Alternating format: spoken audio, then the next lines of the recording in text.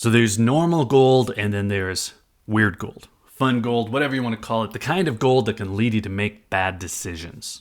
Now, the upside of bad decision is not going to prevent you from being able to sell or move it or do whatever you want to do with it, but it might be a lot more difficult.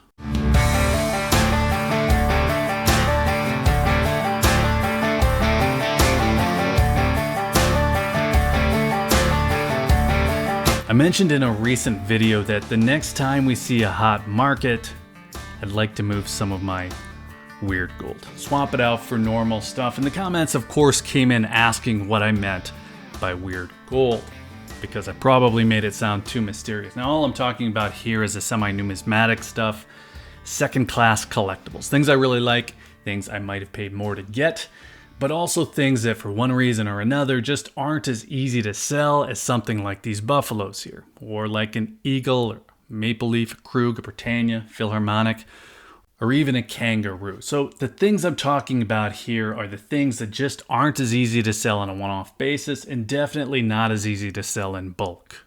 Before we get back to it, if you're looking for precious metals, hit up SD Bullion. New customers even get gold and silver for spot. It's sdbullion.com/new. So what I have here is a really good example of weird gold. This is a really nice gold coin in terms of aesthetics. It's a 2022 Dragon Gold Proof coin from the Perth Mint. They always knock it out of the park.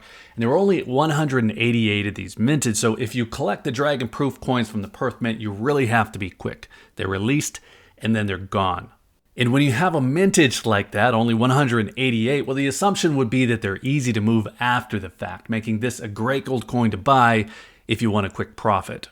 The problem, though, is that selling platforms for the secondary market are really pretty terrible, at least in my opinion. eBay, they're the big one, of course, and eBay has great buyer protections and makes sure that you don't get scammed, but those same protections work against you as a seller. If the buyer isn't honest, they can cause a lot of trouble. And eBay also takes between 10 and 15% of the sale price, so it's a mixed bag. And if you're also like me, you're not very patient, well, it can be a little bit frustrating. It takes some time, and that's not really a problem with eBay, that's more a problem with me, but it's kind of a common complaint.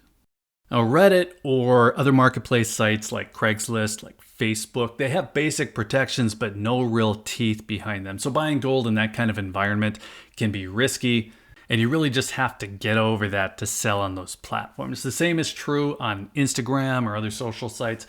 People sell there all the time. It works, but there's an obvious risk factor. If you want to reduce that risk, you can sell to an online dealer, you can sell to a local coin shop that you trust, but then it's unlikely that you'll get much for any of that collector value. Dealers, they're always going to be easy to sell to, but you'll probably get about what you bought the coin for in the first place, maybe even slightly less. So you have options for these kinds of coins, but they aren't great. Now, I'm not trying to kill anybody's dreams of flipping certain coins for profit. It's definitely a thing that can be done, but if you're paying more on the front end for something that you're hoping will outperform a standard gold coin, you're going to want to make sure that you have the back end selling model figured out first. Now, my plan was to flip that coin on eBay, but then I remembered I don't like selling on eBay. A problem there is that I just really don't want to deal with it. So out of curiosity, I asked AppMex what they would pay for the coin, and the quote from them is $25 less than I paid for it. And then I'll have to pay $20, maybe even $25 in shipping and supplies. So a $50 loss on a coin that I assumed would only go up. And just because I mentioned AppMex, the reason that I went to them is because they were the only dealer in the US that had that particular coin at release. I figured they'd be most familiar with the coin and also most interested in buying it back. Perspective, just to round this out, I asked my local dealer about the coin in general terms. I told him what the mintage was, told him it was a Perth Mint coin, it was a proof coin, looked great. Not really sure they knew which coin I was talking about, but they offered me spot for it. No real surprise there. Now, I could talk to SD Bullion, maybe do better because I know them, but generally speaking, if you want to flip a coin like this, you probably need to use something like eBay. And I say you because, again, I don't really have the patience for it. So why am I even talking about selling this coin? Why did I even check on it? I try to keep savings around for surprise expenses, not like surprise furnace repair or my kid crashes my car, like surprise some adjoining property is going to hit the market unless you buy it this month. Something big. And I have savings. I have different levels of liquidity for different things. I could raid those cash savings. I could exit some stock positions or maybe exit some maturing CDs. There are a lot of things that I could do with various degrees of pain until I get to my gold holdings. And then I have new levels of liquidity there too and new levels of pain. And that's probably the actual driver. Buffaloes and eagles are the easiest to sell. They're the easiest to replace, but I don't want to sell them. I ran that mental sprint of what I might liquidate if I needed X dollars, including about $20,000 in gold. So what that comes down to is 10 ounces of gold and which 10 ounces I would sell. And this isn't any kind of sob story. I've always replaced anything that I've sold, and I wouldn't sell anything that I'm super attached to. I'm not really attached to that 2022 Dragon Proof. I bought it because I thought it would be an easy one to flip, and I have 3, 4, 5 similar coins that are stragglers where I don't have the rest of the coins in the series. So if I sold one, I wouldn't be going back to try to find that same coin and paying more for it down the road. So each coin really should be worth more, but if I wanted to just cut the cord, I could move them for maybe 3% over spot, 4% over spot, and it wouldn't affect anything else. That would be coins like Perth Mint Swans or past Lunars. I could also just bite the bullet, sell an entire series like the Chinese Myths and Legends series here because I wouldn't have to sell as many. Now, it would hurt me, but I get offers for them all the time for considerably more than spot. Now, there are only 6 of them, and it'd probably be about the same as selling like 9 or 8. Whatever the case, I would have to sell the entire series. Otherwise, I know that down the road, I would be going back hunting down the few that I sold. Now, other options might be something from the US Mint that I have multiple coins for, like the 2009 Ultra High Relief Double Eagle. I have 3 of those. I could sell off some of the High Relief Liberties. Now, I don't want to, but I know that they will do better, and I would have to sell fewer of them. So I have options, but probably what I would do would be a mix. I would grab 3 or 4 coins that don't really fit in, and then I would grab the rest in Eagles.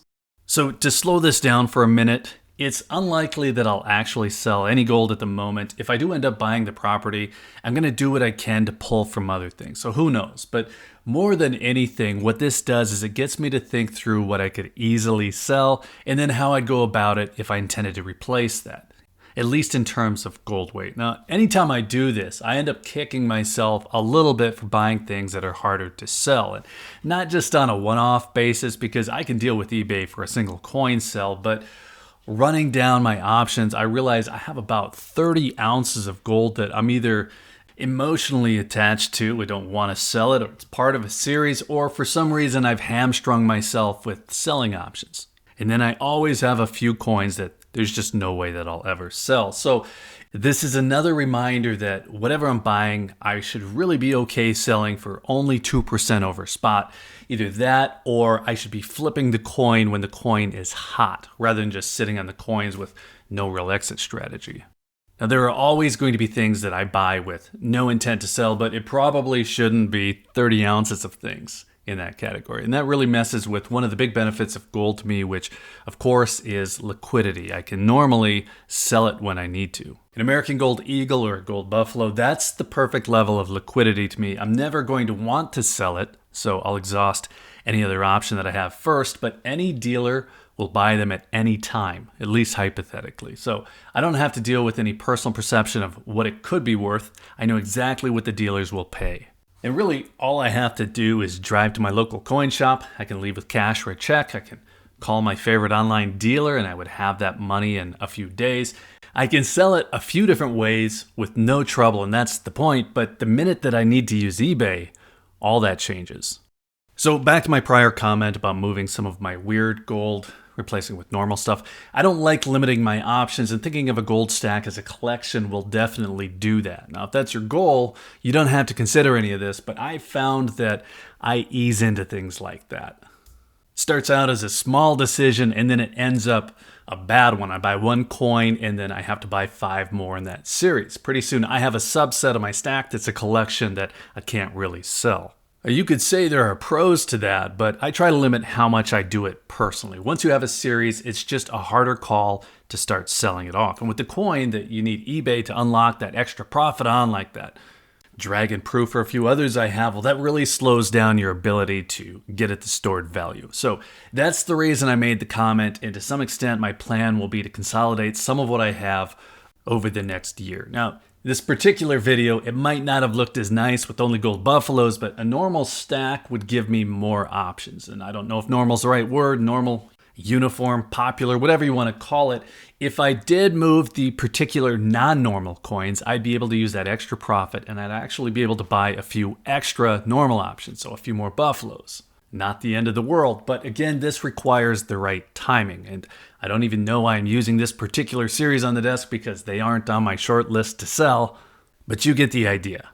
So let's call it good there. Let us know if you've had any luck flipping expensive gold coins and what you think about all this. Maybe you only buy what you know will be easy to sell. Maybe you don't worry about it at all. If you never intend to sell, or you never intend to sell more than one coin at a time, well, it's obviously less of a concern. But if you want the option to quickly sell a fair amount, well, all this comes into play. So let us know what you think. And then while you're in the comments, be sure to hit the like button if you found any of this interesting. Be sure you're subscribed with notifications turned on if you'd like to see more on the topic. And if you're still here, thanks again for watching. I always appreciate your time. Take care.